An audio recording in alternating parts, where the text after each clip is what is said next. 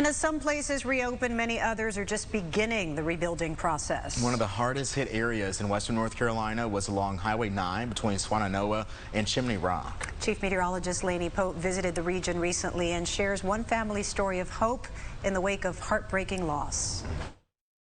It was scary.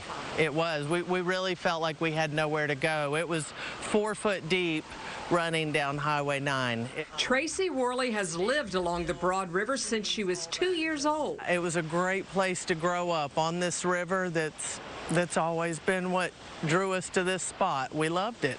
But they never expected the river to turn and rage like it did on September 27th. It just kept getting higher and higher and faster, and then the bridge gave, and that was just really scary. And that's when Tracy and her husband Jimmy moved a few hundred yards down Highway 9 to shelter with their aunt and uncle. We watched the water just keep coming up, and it started beating into the window, my daughter's window on the end of the house. And it just kept beating against it until it finally just beat it in. And then it washed across her bedroom, and it washed the floor down.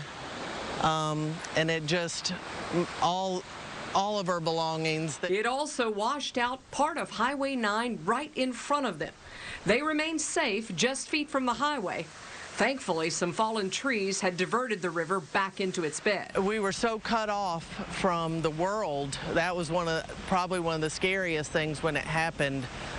No cell service. I couldn't call my daughter at school, and we finally got just a little bit of signal at the top of the mountain. Tracy would tell her daughter away at college that they were okay, but her bedroom and everything in it were gone, including her college softball championship ring. She was like, "Mom, my ring's gone." All of her childhood things gone.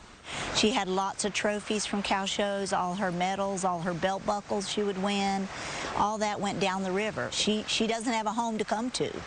You know, she has family to come to, but as far as a home, you know, they'll probably have to take the house down. My husband went to his knees and cried. This was his mother's house. It used to be a beautiful place. The grass went out to the river. You could sit in the backyard and look at the river. It was just gorgeous. It's very traumatic. You know, it happened. It's real.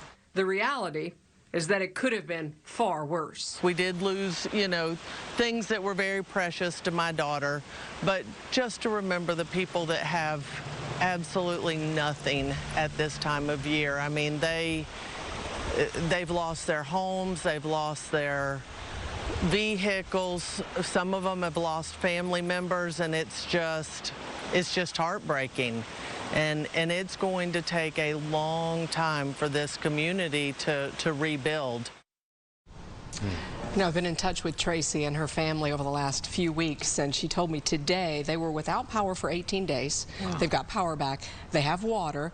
They are currently in a rental in Black Mountain, and they're going to build a garage apartment, and then they hope to rebuild the home, but they're going to build it on another piece of property because she said her husband just doesn't want to go back. And after to the river. seeing that, That's I mean, so seeing the water, seeing that bridge give way, right. it's traumatizing. Yeah.